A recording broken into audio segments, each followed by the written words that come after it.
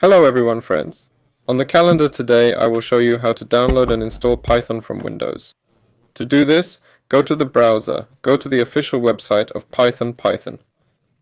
We have a download button.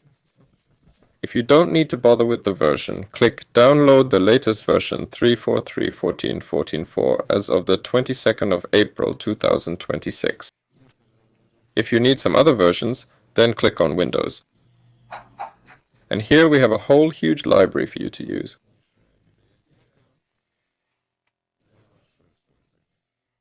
Well, I need the latest version. Click and open the installer. If you don't bother, click Install Now.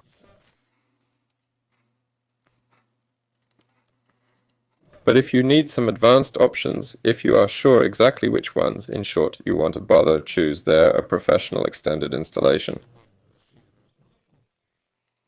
I don't have to, so I install simply just automatically. It will set the settings.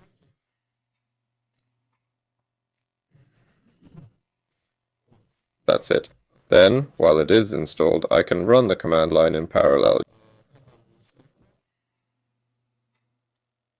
Yes, it has been established. I'm writing Python.